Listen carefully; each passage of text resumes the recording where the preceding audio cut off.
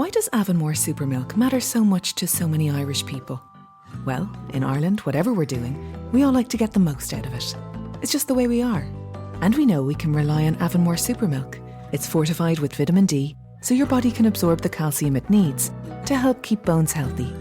It helps support your immune system too. So when you get the most out of your milk, you can get the most out of everything. Avonmore Supermilk. The most super our milk can be.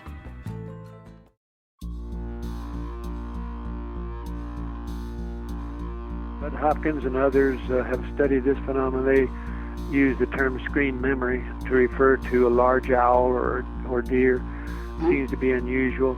I've talked with people who have described both memory-wise as well as during hypnosis that they encounter owls that behave strangely and maybe communicates with them, and then later they feel like that the screen memory was actually an ET.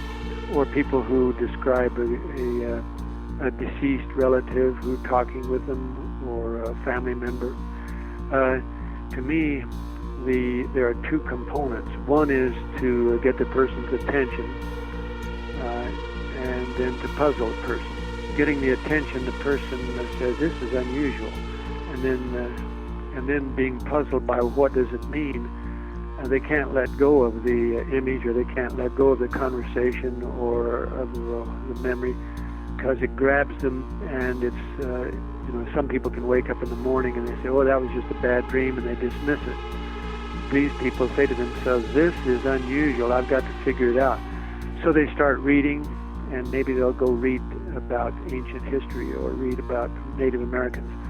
One young man, he came over from Cheyenne years ago to talk with me, and he said, "I don't understand, Sprinkle." He says, "Why am I going to uninteresting conferences? Why am I reading uninteresting stuff?"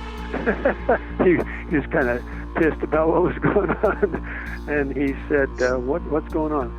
I said, "Well, maybe this has to do with a UFO experience." He said, "I've never had a UFO experience." I said, "Well, maybe maybe you don't remember childhood, or maybe it's a past life or whatever." I said, "Shall we try hypnosis?" "Okay." So we do some hypnotic procedures, and he goes back to age 15 and 10 and 5, and there's nothing there. And I said, "What's your attitude about reincarnation?" He said, "I don't know. Maybe so." So I said, "Okay." I said, "Just hold in your mind this feeling that you're supposed to know something or learn something, and see what happens." And so he started describing himself as a young man, Native American, crawling along the kind of a prairie with sagebrush and so forth, and looking up in the sky and seeing this light. The light seems to get bigger and brighter, and it gets closer, and he sees it as an object. Then he claims the object during the trance state. He claims that the object hovers, and the door opens, and he feels impelled to go inside. And so he goes inside, and he sits there, and he's listening and talking with this little creature, this little guy, like a gray, whatever. And why does Avonmore Supermilk matter so much to so many Irish people? Well, in Ireland, whatever we're doing, we all like to get the most out of it. It's just the way we are. And we know we can rely on Avonmore Supermilk. It's fortified with vitamin D, so your body can absorb the calcium it needs to help keep bones healthy. It helps support your immune system too. So when you get the most out of your milk, you can get the most out of everything. Avonmore Supermilk. The most super our milk can be. The guy tells him that you won't remember this until another lifetime when you're a white man. And in the translate, he said, "White man? Who wants to be a white man?" Well, it's a dirty job, but somebody's got to do it. He began to realize that this was an ongoing experience, and it had to do with his love of nature, love of animals, and so that in this lifetime he feels that he's not so much interested in the UFO thing, he's more interested in protecting the planet. If my understanding is correct about the skin marker, that's a means of communication, and the various animal forms are messengers. For some people I work with, that's true, but also for some people I work with, they go back to a past life experience where that is significant to them,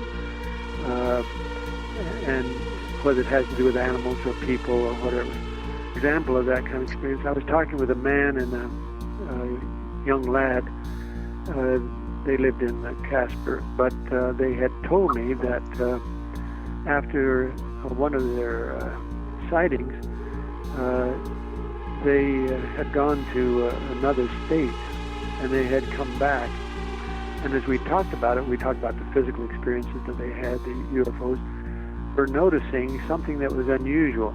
The father said that when they were looking at the Casper Mountain, he looked up there and he saw some lights and some objects at night. The boy said he saw some objects. The boy described 4 lights. The father described 5. I questioned him about that later on.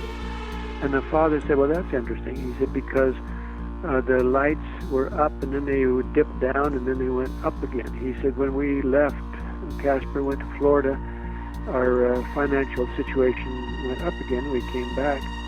And he said at that time my wife was pregnant, and the boy didn't know that. So from the father's standpoint, there were 5 members of the family. From the boy's standpoint, there were 4 members of the family. So to me, it's important for a person not only to describe the experience, but also to have some understanding about what's going on in the person's life and how that UFO experience or the ET encounter might relate to what's going on in the person's life. Of the Chicago O'Hare Airport to see where a flying saucer comes down the day, flies up, pokes a hole in the clouds. Many people saw it, but the officials didn't report it. I'm glad that talked to other people and asked them to speak. It may be much more than this, but at least it represents to me another example, an excellent example, not only of the phenomenon, the flying saucer, the rain and then the no rain, but also the message.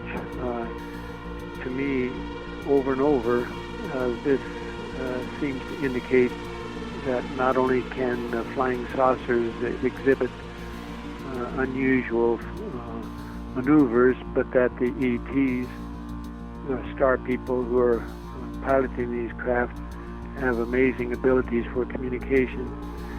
But even more than that, it says to me that it's a wake-up call.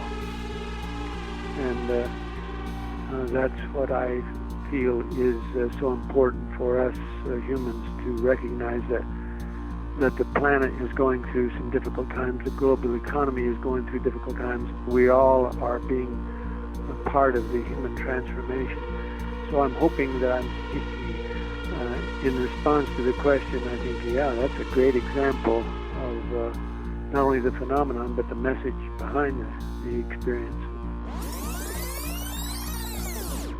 Someone says to me, well, Leo, how can I have experience? I say, well, if I go downtown and I say, I sure want a shirt, well, all of the people who have shirts, they'll say, well, that's nice. But if I say I've got $30 and I want a shirt, well, then they start paying attention. So if a person wants to have an experience, but I say be careful because you may get more than.